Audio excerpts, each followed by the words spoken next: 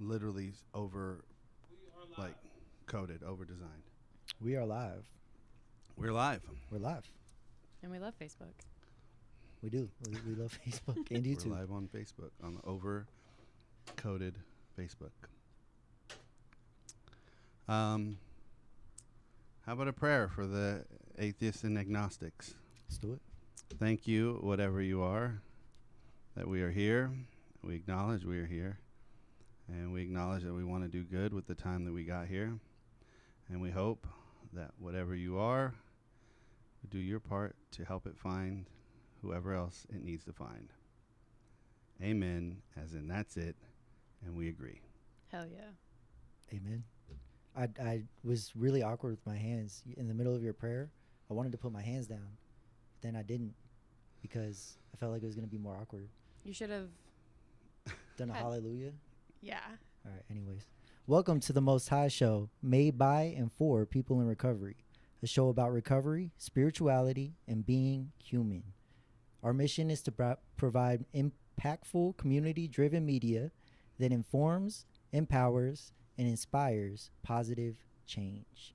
Real people, real stories, real life. This is the Most High Show. Yeah. Yeah. You can clap. It's okay. It's okay. We got a studio audience. They're all Thank first you. timers. They're Welcome. nervous. That is our guest, Andrew Lacosta. He's sitting here with us today. Katie is on the ones and twos. Kim is learning the ones and twos. Jason's on quality control. Sarah and I are hosting. We have an in-studio audience. What's up? And the title of this episode is From Intern to Editor. So let's welcome Andrew Lacosta to the Most High Show. Thank you. So Andrew is now the lead editor here Yep. at Most High Media. And he was also our first paid intern back in 2019, 2020. I was. And he's recently got a bachelor's degree in digital cinematography. I did. And today we're just going to hear the story of Andrew. He's been not here. He's been in Michigan. Mm-hmm. And so it's nice to have him in studio. It's nice to have you back here. Yeah, it's nice to be back.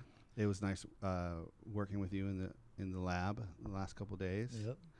And glad you're going to extend your stay so we can keep working in the lab a little bit. Mm-hmm. And we're going to just talk a little bit about what happened, how you got here, where it all went wrong, where it went right, Where it went wrong again. where it went wrong again, Yep.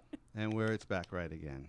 So I kind of gave you the intro, but let's start as, when you took the opportunity of the internship, but you had an interest, and you mentioned last night at our gala that you always had this creative spark. So can you just talk a little bit about when you first noticed this creative spark and the desire to create something? Yeah, first off, that gala last night, I just want to shout it out because it was amazing. I think everybody kind of felt that way. And I know everybody here kind of worked, their butts off for it. And I think it paid off and it showed, So it was really cool to just kind of see that whole thing come together. Now that that's past us. So my creative spark, it kind of, as a kid, I've always, movies and music were always a big part of my life, And when I moved from South Florida to here, to Georgia, I started making hip-hop music in 7th grade. And so, but before that, actually in like 4th or 5th grade, I've always wanted to like be in a band or something like that. And couldn't sing, So what do you do when you can't sing? You rap. Okay. At least in my eyes. Like so many people just took offense real quick. No offense. In my eyes, that's what I did, But it was not like, it was fun. It was always like some type of outlet. You know what I mean? Like all my lyrics, everything that I wrote about, it was always real to me. Maybe not at first. Those first couple, years, it was kind of, yeah. But then as I started like getting into it, it was a way for me to express myself. And I think that that's like I think as creatives, that's really what we're looking for, is a way to express ourselves. You know, that's what all my tattoos are. That's what my music was. I stopped making music, but you know, then film came into my life because of music. I had a whole group of friends, and we were all, you know, some were singers, some were dancers, some were rappers. So I was, you know, rapping. I was engineering. I was an audio engineer also, kind of. I knew what I was doing. I just didn't know how to. I knew how to do it. I just didn't know what I was doing. You know. But then like we were all broke, and we wanted to make music videos, but we didn't want to pay anybody for it because it was all really expensive. So I was like, cool, I'll get a camera. So I got a camera, and then I started, you know, making music videos. Oh, okay. And so that's kind of how I got into. Kind of just out of necessity. Yeah. You've stumbled into a different form of art. Yeah. And then I kind of, you know, throughout that whole time, it was especially from my freshman year. My freshman year is when I started like smoking weed and drinking, right? And that was when it kind of music kind of took over. I used to play sports too. Like I was big into football, right? And so I used to play football all the time, and I was really fast. Like I was always the fastest on my team. But I'm also a small dude. You know what I mean? I'm not very big. So I probably wasn't going to go anywhere with that, you know? And then when you started drinking and using, did that pull you away from sports? Yeah. Okay. 100%. Yeah. Yeah. And I just didn't want to do it. I got lazy, really. Like I didn't want to keep doing it. You know? So you stumbled on the art of visual early, and where were you at the point when you had the opportunity to do the internship? Where were you at with art, with music, with visual arts? How were you expressing that? What was your relationship with that art like? I was still mostly making music at that point. Like I would make music videos every now and then, but it wasn't like it just wasn't like a thing. Like I had a camera that just wasn't really used. Mm-hmm. You know, I would, you know, my dad drag races, and so I'd film him racing. I think I showed you a couple videos of my dad racing that I took. Mm-hmm. But it was more so something that I did like on the side, you know. But when I started working here back in 2019, it's kind of when I found that I actually like seeing my visual growth more than I like hearing my growth. Right? And so like when I started being an intern, right, and you started teaching me kind of a lot of everything you know almost, right? Yeah. Come on in. Welcome. But so let me preface this real quick. All right. So when I first started making music, I was terrible. You know what I mean? And I think it started in 7th grade.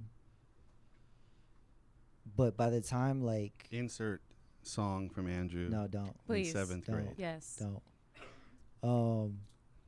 I got to. I don't even know if You're gonna scour song. your internet history right now. Yeah. All your profile. What Please was your don't. rap name back Please in don't. grade school? Not even gonna say it. Not even gonna say it. Oh, that must have been good. Was it Sergeant Surgeon? Yeah, you got it before the podcast, bro. Yeah. You got it right. Yeah. No, but but it wasn't. There was growth, right? Like Yeah. I'm a lot better. If I were to make music right now, I'm a lot better now than I was. Yeah, you honed the craft. Yeah. Yeah. And so that growth is a lot like recovery. You know what I mean? Like you can see, like where I was 18 months ago to where I am now is completely different. Yeah. You know, it's night and day. And that's the same thing. And so being able to see that visually in video is a lot more rewarding to me, you know? Yeah. And so I think when I started working here in 2019 to where I am now, like my thought process in it was that I want to see where I can go with this. Mm. You know, like I fell in love with it working here, right? Like doing the documentaries and doing the podcast, Yeah. hosting the podcast, you know, and so I wanted to expand on it. And so Well, I went, you also had there's certain people that have a propensity for it or an intelligence for the technology. And there's been interns that have come, Katie, who's on the ones and twos right now, is someone who's just like that. They get on the tool and they just intuitively understand how it works. Also, Katie came from an audio background. yeah, I came from an audio background. just like us. Yeah. And you came from an audio background. And what people don't understand about video is you can have a bad piece of video and you can fix that. But if you have good video with bad audio, you're screwed. You have to reshoot it. So audio is so important. And even going further to sound design and things that you don't really notice. If sound design is done really well, you don't know it's there, right? Like to sound effects. Yep. These are all like, if you watch a movie or something and they just muted the sound effect channel or muted the sound design channel or muted the music channel, right? It would be an entirely different experience. Yeah. Like the music is so, and the audio is so important to the visual experience. In fact, right? like a lot of things that you hear in movies are more than likely sound design. Like I feel like there's not a lot of times that they'll keep the natural background because, you know, you got people on set, you got the director yelling cut, whatever. Like a lot of the birds that you probably hear chirping, a lot of people walking, that's all sound design. Yeah. You know, and that's one of the first things that we learned in film school too. But I love those videos too. Like people, like they'll take specific scenes from movies and they'll remove the music that's there. They'll move the sound effects because there's things. It's like, oh yeah, I've seen that movie 100 times, and then you watch it and being like, I never realized there was audio in this scene. And but yeah, because it helps be like that immersive experience. So like marrying the audio with the visual, just makes perfect sense. There's a clip that I saw like that, and it was I forgot what movie it was, but they were dancing, and it took the music out. And it just had them like their shoes squeaking. Yeah, the sound. Yeah, Yeah. I've seen Oh that. my gosh, there's a YouTuber, Jamie French. She is notorious for when she does her film reviews, she just adds in extra shoe squeaking and fart sounds. It's incredible. But that's what design can do. You know what I mean? Like it's essential. So honestly. so this is kind of like was a natural progression for you. You start putting video to audio. We started on podcasts, which is what most interns do when they come. We start with the podcast, and the podcast is a great tool for teaching audio and video and lighting and it's angles and all and editing and posting and everything just from doing one podcast episode. An intern gets exposed to all, like a lot of facets of what a production is. Yeah. They just get it at a lower, kind of like a lighter level, right? It's a lot. It's more stress free than if we were to just throw them in a film set. And then we didn't we do a Kratom documentary? Yeah, that was like. Was it the first one we did? That was like my first month there or something. Yeah. We were like, we're gonna go buy some Kratom from a gas station. I was like, oh, this is where I'm working now. All right. Yeah. And then you call Leslie, and she's like, you're obsessed with Kratom. Well, we were learning about it, and it's for research purposes only. And this was 2020, so it was relatively newer. It wasn't as known in the market. So the documentary is called Kratom, Friend or Foe. Yeah, it's on the Most High Media app. Shameless plug. Bang bang. Download it now. Yeah. Right now. Yeah. We're watching. And we used to post clips from this Kratom documentary, and there was what Kratom did really well is they had such a like street team. So they must have had like these like algorithms set up, because if we posted a clip, I mean, people would just flood it with all these positive, like great. And the documentary we try to be pretty balanced with it, you know. I think the only negative thing we said was that the marketing of it was clearly marketed towards people with substance use issues, and how it was kind of capitalizing on that, even though it has a lot of good uses. Yeah. So we did that. That was your first documentary. It was. We interviewed Kratom Dan in the guy's name, Kratom Dan. Yeah. We also interviewed my friend Charlie. We interviewed Charlie. Chuck. Yeah. Good old Chuck. So you go through this, you're learning some skills. We're shooting documentaries, and you have a pretty good ability to edit pretty quickly, so you kind of gravitated towards the post-production, right? Yeah. And so at some point, though, you decide to go back to school and learn kind of the other side of film. Yeah. So, cinematography. Yeah. Yeah, well. You just mansplained it real quick. Yeah.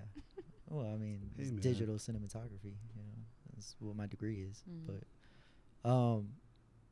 yeah, so I kind of left Most High. Kind of. I also, you know, I said this last night too, and I'll say it here. You know, there was a point where I just kind of thought a lot of people in recovery do it, right? They get to this point where they're happy, they feel good with themselves, and they're like, I think I can go drink, you know? And so that's what I decided to do, you know? And I told you guys, and I think like 8 months later, I found myself back in, not back, but in Detroit. My parents had moved there like 3 years before, I think. And I wanted to take my talents to Detroit, as LeBron would say about South Beach. But it was just. So you moved to Detroit. There's no community really for you there. No. I don't know anybody. Just I just know my parents and my brother. That's it. Jack and Jim. Yeah. Bartles and James. Is that what they call it? Bartles and James? I have no idea. You never heard of that? Nope. Is that a beer or a whiskey or? Well, man, Jim Beam. Young ass people in here. Bartles and James. Let the record Google show no one in the studio knows what Christian is talking about. Bartles and James. Yeah. While he's doing that. It's a brand of flavored wine coolers and malt beverages produced by E&J Gallo Winery. We need to have a TV Introduced in in here. 1985, initially a wine-based, which is probably why I know about it, because it's probably when I started drinking. It later transitioned to a malt-based beverage. How do you go from wine cooler to malt-based? It was a choice beverage in the 80s. You don't remember that? You're not alcoholic. That's why you don't know. The point was that you didn't have a community. You're just drinking. I had nobody. Yeah, I had, alcohol. That's it. But I mean, to be fair to myself, I don't know if that's the right choice of words, but I don't know if it was because I knew that I had, struggled with addiction in the past, or if it was because I genuinely, for those first couple of years, might have not had a problem. I think it was really probably just because I knew I was an addict.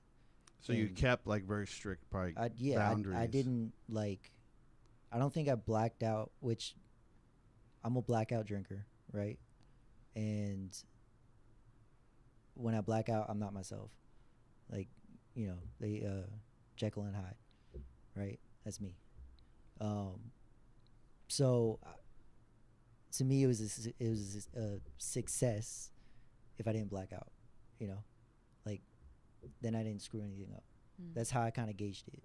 Yeah. But I would be able to drink, I'd be able to have a beer and then not have another beer. And it was fine until it wasn't, And so I think I kind of always knew, when you go back after being in recovery, when you go back out, it's just not the same. Mm-hmm. And that's true. That's true to me. You just have awareness. And I think I tried to convince myself that it was a good thing. I mean, it is a good thing that I have that awareness. But it was I tried to convince myself that I wasn't an addict. Well, I remember having that conversation with you. Yeah. And I remember, hoping that you don't have what I have, right? And maybe you could just have some beers on the weekend and drink like a gentleman. Yep. But unfortunately, it's you needed to kind of prove to yourself in a way. You had to experience that at some level. Yeah. Right? To know whether you really could or couldn't, right? Yeah, it was I don't think you and I spoke at least a couple times a month throughout Yeah. those last 5 years. You know, so we never lost touch, and I do remember that same conversation. And you know, at that time, I still think I was convinced that Yeah. I was a normal person. Well, there was no evidence to the contrary, right? Yeah. Like Yeah. you were just having a beer and then hanging out, and then Now weed's legal in Michigan, so I'd be smoking weed. yeah. But So it you didn't was- feel like this obsession No, or the phenomena craving nope. necessary, and so because you didn't experience those symptoms, you felt like, okay, this is I felt pretty good, man. it's kind of Not the gonna worst thing lie. to happen, right? Like to Yeah. to like decide to go back and have a slow burn. But like where, because I convinced myself of the same thing, but whereas I had a beer one night and then the next night I'm buying crack. Like I just want to know how it was such a slow burn, because I can't relate to the slow burn side of things. I can relate to completely convincing myself that I'm not, an addicted person, but Yeah. not that the burn taking that long and then coming to a fiery end. Yeah, well, I think it helped that I never done crack. Look, I So- didn't do the crack. Did you not listen to my story? I bought it for somebody else so we'd stop fighting. The old bought the crack for someone else story. I bought it for somebody else. Uh-huh. you know? Yeah. I was smoking it for them. But I mean, my drug of choice was alcohol. I am an alcoholic. My drug of choice was alcohol. I did do coke, only on the weekends. Like a gentleman. Yeah, yeah. I would freebase it every now and then, but not when I'm in traffic. And then I'll just waddle away, and everything will be fine. I feel like this is like a side note kind of show. So, side note, we were at the table last night with my kids, and my daughter just visited Chicago. Yeah. And my wife's going to cringe when she hears this, but I go, oh, yeah, I almost got arrested in Chicago for trying to buy cocaine, which is just the only fact I have about my experience in Chicago. Yeah, and Jennifer's friend was sitting right next to me, and she was like, oh. Yeah, I did go to Chicago this summer though. yeah. Side note. So this is Anyways. so Side this note, is I've never been to Chicago. hey. See, this is a side note show. So yeah, this is a slow progression. Is there a point in this where you feel yourself cross that line and kind of go, oh shit, I think, and then feel like let me just try to get back hold of this. Do you remember that? The first time I blacked out. Yeah. Well, I mean, it wasn't the first time I blacked out, but since then, the first time I blacked out, I was like, oh, I blacked out. Like, I don't remember last night. And then it was like, all right, but it won't happen again. And I don't remember how long it took for me to not black out again, but I know it blacked out again. And it was probably another 20 times or so until I actually got sober. So do you think the blacking out like induced that craving back? If I it went think- from something you were so long without and then now you're like rapid succession blacking out. I think that definitely helped because it's almost like blacking out is almost like a trauma in itself. It sucks to not know what you did the night before. And me being the kind of blackout person that I am, I usually am not a good person when I'm blackout. Not usually, I'm not a good person when I'm blackout. Like, there's no ifs, ands, or buts. Somebody... No one's like, hey, you blacked out last night and solved fucking cancer. No. Wouldn't Like, that be, can you imagine if cancer was cured in somebody's blackout? uh-huh. Incredible. But they wouldn't remember it, so, If they wrote it down. Yeah, if they had a If, camera. if they knew where they put Like it. Goodwill Hunting, You know? but he was blackout instead. Goodwill blackout. Goodwill drinking. Goodwill Drinking! Oh, that's going to Short be film? our short film. Short film? Goodwill drinking. Yes. I'll write the script. Yeah, no, I'm not a,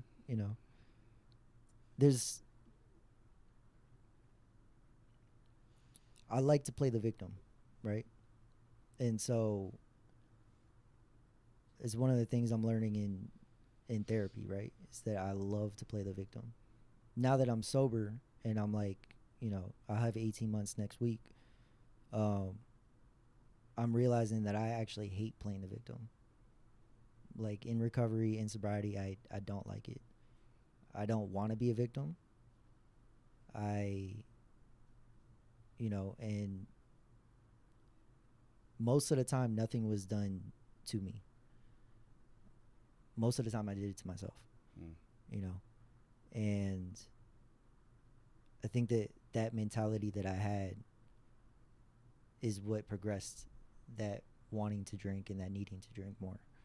You know, when I would black out, I'd be like, oh, I don't want to remember that I just blacked out. And so what would I do? I drink more. Mm-hmm.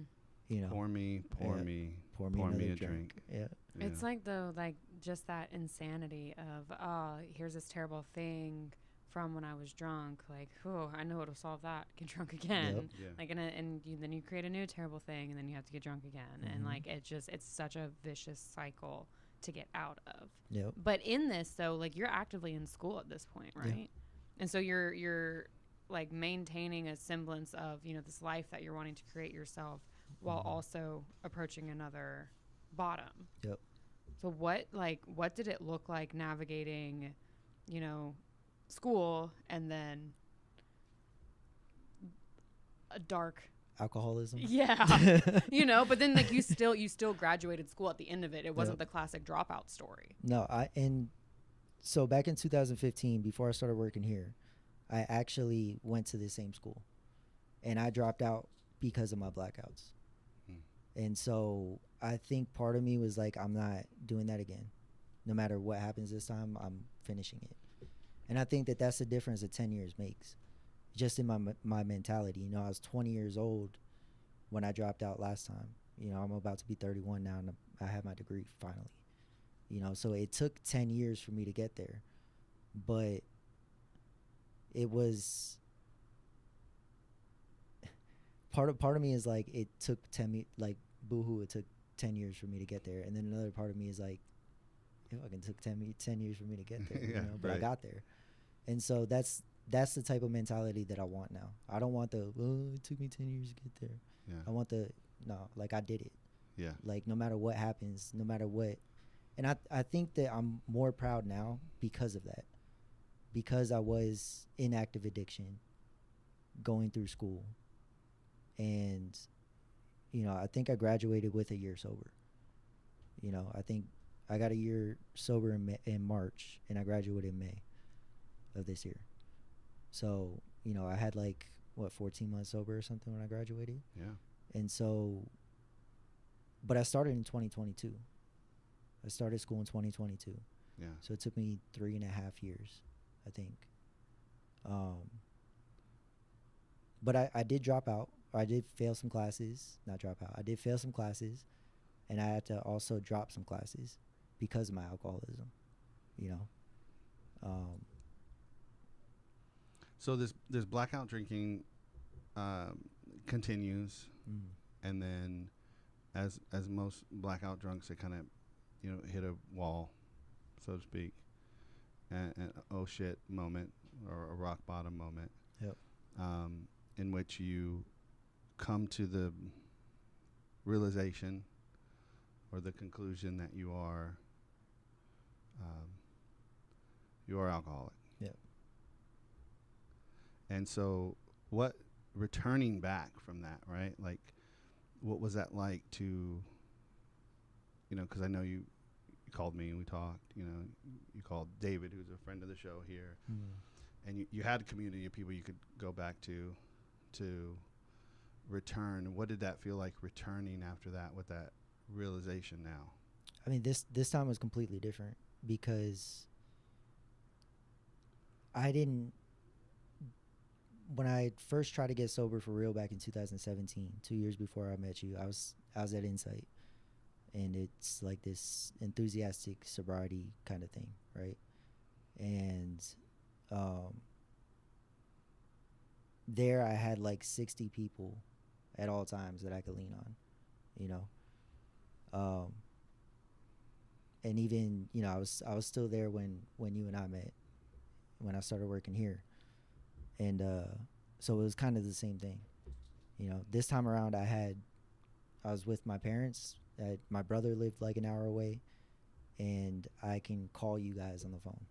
You know, I can go to meetings, and I did for a while. I went to meetings, but the meetings, I don't really want to get into all that too much, but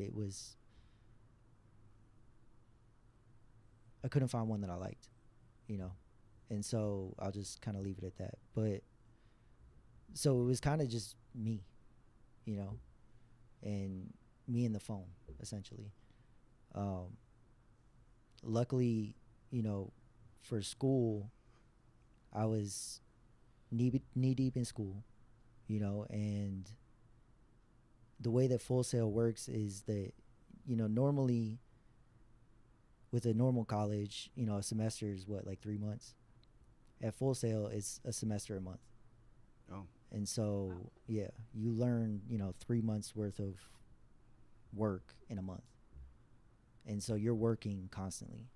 And so when I got sober, I was in school full time. I had a job full time. And I was also doing side work with my camera. So I was doing freelance work. And so it kind of took a lot of my time up. I was also on probation. Yeah. And house arrest for a while. Yeah, that helps. So, yeah. My oh shit moment that you were talking about is I got arrested. And when I was in jail, I remember like talking to a guard and being like, do you guys have, you know, an AA book? And they're like, no. And I was like, okay, what kind of jail doesn't have, I feel like a jail should have a big book, but apparently they didn't. Their Coins for Cons program was slacking. And so that was kind of like, but when I woke up that night or that morning after realizing what I did, and I don't want to get too much into it because it involves other people, and I don't want to hurt them more than I already did. Yeah, absolutely. So I just kind of, you know, but when I woke up and I realized what I did that the night before, it was my oh shit moment. Like I don't want to ever be that person again. Mm-hmm. And so I think just having that realization that that's who I am when I'm drunk is what first got me sober. You know, it's not necessarily what keeps me sober now. It can't be. I think as you progress in your recovery, things have to start changing. Yeah. You know. And well, let's talk about the progression. Okay. Because you got into EMDR therapy. Yes. And even though we're just talking on the phone and you've been working with us, so we talk regularly, a lot of FaceTime calls as we're working on projects together. I've seen the changes in you. I've seen the change in you as you're going through EMDR. So just for people who don't know what that is, just kind of explain that, what got you into it, and what have you experienced in going through EMDR therapy? Yeah, so EMDR, I can't remember exactly what it stands for. Eye movement derealization. Yes, something like that. Something like that. If you want to look it up. EMDR. Eye movement. Eye movement. You want to say it on the mic? Oh.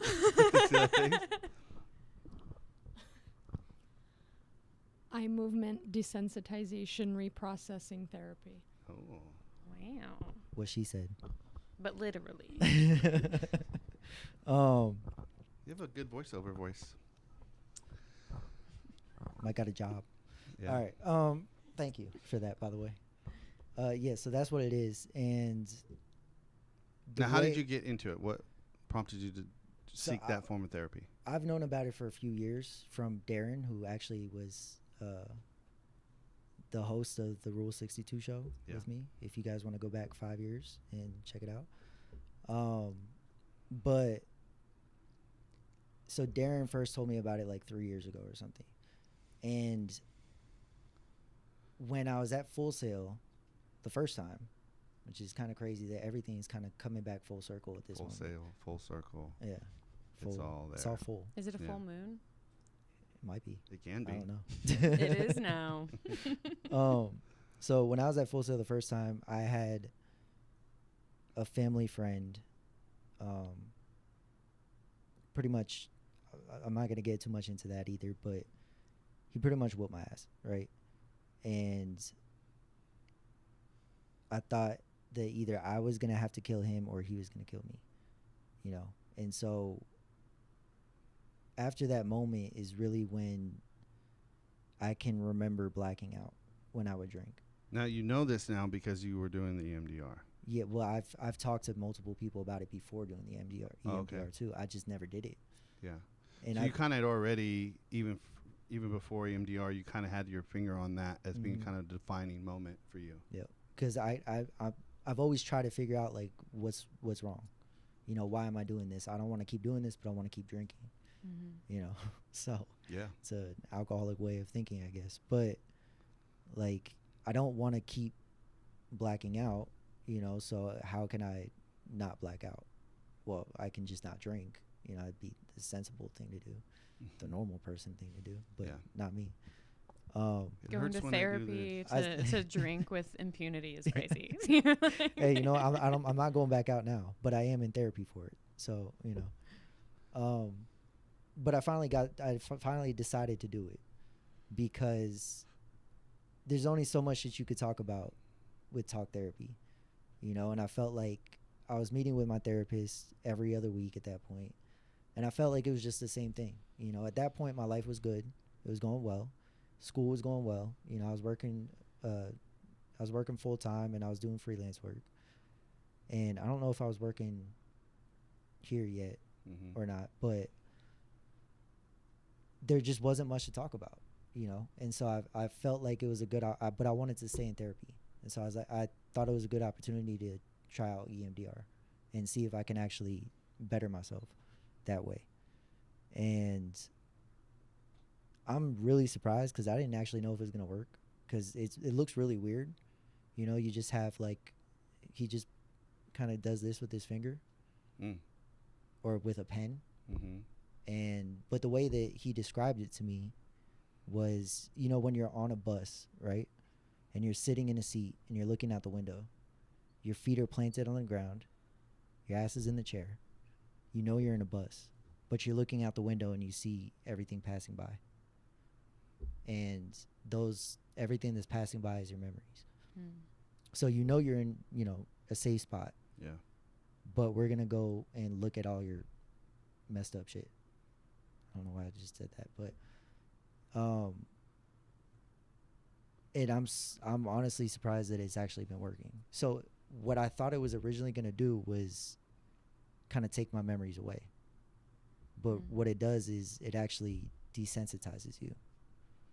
And so there were 6 prominent memories that we wanted to go over. And there's 3 of them that we have gone over. And when I think about those memories, I don't really feel anything.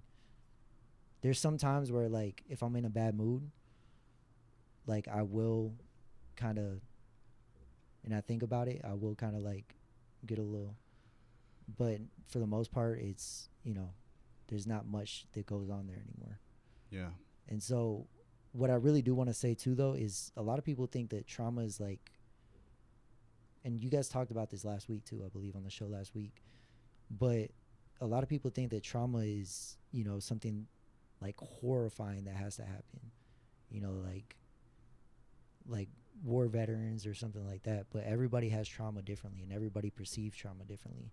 What's traumatic to you might not be traumatic to me. What's traumatic to me might not be traumatic to you, you know, but it's all trauma, and everybody has it, you know. And I think that going through this treatment so far, which I'm pretty much done because I'm about to move down here, but I mean, it's kind of opened up my eyes to who I actually kind of want to be. It's done more than just, like, desensitize my trauma. You know, it's kind of helped me kind of focus in on what my life can be, if that makes sense. Yeah, because I think like when these traumas are unresolved, I feel like there's the way I would explain it is like there's like a portion of us that's paying attention to that. Yeah. And then you come to terms with that. You come to peace. You become desensitized to it.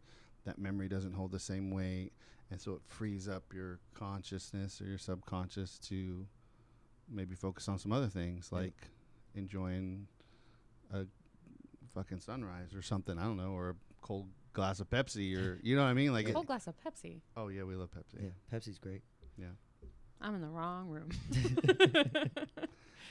We love Coke too. I do just too. Not just the other kind of the Coke. nasal kind. That's how we got here. That's how we all got here, because we love Coke. Without the Ola. Yeah, so I think like it does, because you're freed up now to start building your life now, Yeah. like because you're not carrying this like bag of bones with you everywhere you go. That you can actually wake up with some hope and some creative energy and maybe a vision for yourself that doesn't include, carrying that weight. Yeah. Yeah, I actually want to do a short film about it. Yeah. There's a dream I had. I think I'd show one of you. Definitely Maybe told both me of y'all. about it. But I really want to make that into a short film too. So as we're just to kind of keep us on track here, so let's talk into a little bit what we're doing now, Okay. right? As we're taking content that we've been filming for the last 6 years and turning it into 90 episodes and 90 lessons, Montana Society. 90 finished episodes, which It's a lot. it's a lot. But this kind of noted how creativity and storytelling helps shift the narrative, and how we're leveraging creativity, we're leveraging content, we're leveraging the art of storytelling to help people.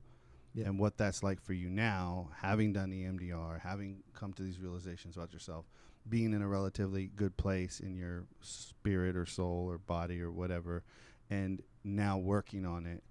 What's that like for you, and what do you feel like is possible with using storytelling, leveraging storytelling to help other people? I mean, it's what we do here. I mean, bottom line, that's, what everything that I have, even in school, when I was in school, everything that I made was about mental health or about addiction. Even when I was in active addiction, I was still, which is kind of weird, to be honest with you, but it was still like, I didn't think I was an addict, but I still want to help other addicts. It was like, it's a weird fucking mentality to have. But it was still about that. It's something I've always wanted to do as a kid, was to just help people. I just didn't know how, I think. And I think when I was making music, I even have some songs about depression and about, I believe, addiction too. But now I'm, it's visual storytelling, and what we do with Montana Society is the same thing, for the past, 6 summers, bringing a group of people from around the country to Montana to, fix an underground bunker into an Airbnb, where along the way they learn about the steps themselves. We film it, and then we turn it into an educational platform that takes the steps, breaks them up into 90 lessons, and each one of those lessons goes with an episode.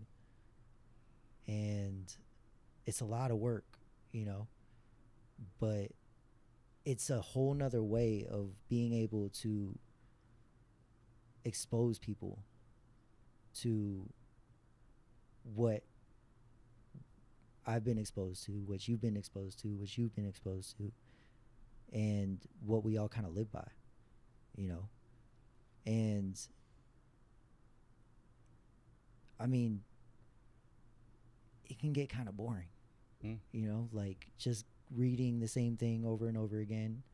Like having a whole different way of being able to go through it, even if it's just a way for you to help to help you understand Yeah. and to be able to visually see something.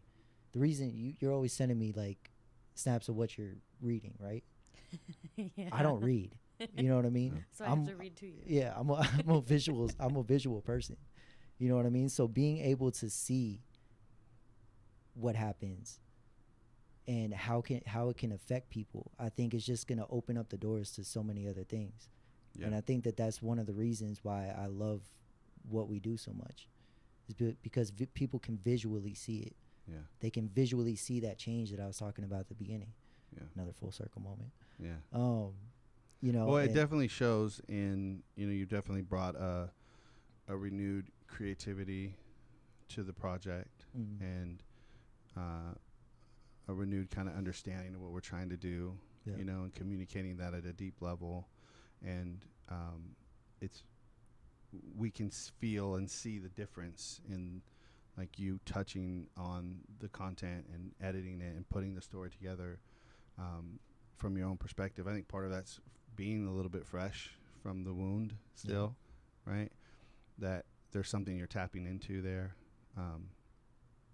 But I think it's also like just a testament to your ability and the creative force that you are to be able to just, it's really, when you're looking at the whole scope of the whole thing, it's like, holy shit. Yeah, it's a lot. So you have to dive into, I'm editing this minute of a 20-minute episode, and I could get this minute right, and then I'm going to move to the next minute and get that minute right, and hopefully there's a good piece of 3 minutes of good footage that we don't have to, like, cut forever. But there's a lot in editing. You're holding a lot of those tensions, right? And being able to craft a story out of footage that's essentially captured by amateurs. 90% of the footage is not captured by a professional camera person. Yep. So we're taking kind of amateur footage and turning it into a show. And I know editors who would just be like, I'm not doing that, right? Like, that's crazy. Literally, the people I know have been like, why are they doing that? Yeah. Yeah. So it takes a special kind of crazy, but really it takes a special kind of talent to be able to see something that's not there, which is what we're doing with this footage. You got, especially this year. Yeah, especially the year you're working on. Yeah. All right. So let's start to land the plane here, and you mentioned kind of this delineation between mental health and addiction. And the misconceptions are kind of like, because I know you've dealt with both and you deal with both. So do you want to talk about that a little bit as we wrap up? Yeah, I mean, for me personally, they go hand in hand. I definitely know that my drinking and drug use was because of my depression. That's what it started. It started as a fun thing, you know what I mean? But when you get to a place where you find that it actually helps because you've just been so fucked up for so long, I mean, even as a kid, I was dealing with depression, right? So my whole life up until this moment, I remember being in therapy when I was like 8 or 9 years old, and I'm kind of thinking, like, what does a 8 or 9 year old have to be in therapy for? But I was, and I was sad at that point, and I wasn't, especially this, even, I don't know where to go with this. All right, so last night we had the gala, right? And we played The First Step, which is the short film that I wrote, directed, produced, edited, filmed, and starred in, because in Michigan I don't have anybody, right? So I have to do everything myself. And I wrote that when I wanted to kill myself. And I guess it was perfect timing because that month was script writing class. So instead of doing the generic thing, the easy thing, which would just be make some type of basic thing, I decided to be raw and emotional and just tell the truth in a script. And that changed something in me. Like, I don't know what it was, but even in recovery, I think I was 6 months sober at that point. Even being sober, I still wanted to kill myself. You know, like, you're not, it doesn't, just because you're sober doesn't mean you're happy. You know, and just because everybody has their own shit that they're dealing with, you know, and depression, anxiety, and now PTSD have played a huge impact on my life in general. You know, EMDR therapy, recovery. And I just want people to know that if you're dealing with any of that stuff, you're not alone. There is help out there. We can help. You can reach out to us. You can reach out to me personally if you want. And just know you're not alone. Like, there's no good reason to kill yourself at all. Suicide is never the option. And I hate to even like think that it was an option for me at some point. Because looking at, you know, a year later, it's only been a year and my life is completely different. Yeah. You know. Bonus round. Bonus round? Yeah. I got a bonus round? Yeah. It's like, oh shit. You could have not been here doing none of this. Montana Society would have been fucked. It would have been the Montana Society. I don't know if I would have done it, but I wanted to, you know, and Yeah. that's enough, honestly. And Yeah. so That's a type of hell right there. Just wanting to Yeah. unalive yourself is a type of hell. Even in the degrees of that and what that is. I mean, my life was so uncertain at that point. Yeah. I didn't know what was going to happen. I was still on house arrest. You know, all that stuff was going on. And so it was like, I didn't know where I was going, you know. And I think about it now, I still don't know where the fuck I'm going. But I know ending it is not an option, Yeah. you know. Well, I think you wrapped the show up really well with that. Yeah. Because normally would ask you to say something, but you said something. Mm-hmm. I know how these things go, man. Sarah, any final thoughts? Anything you would like to, anything left unsaid? A song you'd like to sing? No, I'm gonna rap actually. Oh, yes. No. Because you can't sing. So you Yeah. Full circle? Yeah.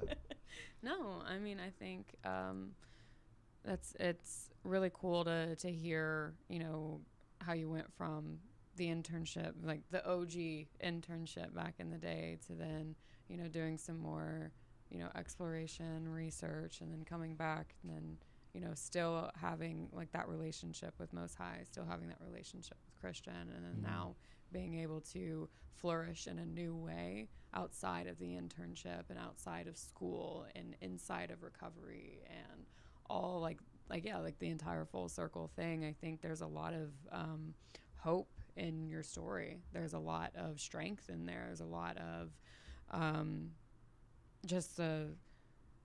there's fuck shit that happened, but there's a lot of right shit happen at the right time in there too. And I think, you know, for anybody listening, that could be a profound thing to hear, going from like, hey, you wanted to kill yourself and you didn't, thank God. And then now look where you are, and who knows where things are going, but they're trending positive. Trending upward, buddy. Things are looking up. There you go, pal. It's only down from here now. You've peaked, and good luck. I'd like to thank the donors and supporters for sponsoring this epic show. I'd like to thank Katie and Jason and Kim and Jose for showing up here and committing to a life of internship for 6 months. And They're killing it, by the way. Yeah. Yep. And thank you, Andrew, for being here and sharing your story. Thank you for having me. This has been another epic episode of the Most High Show. Bye-bye.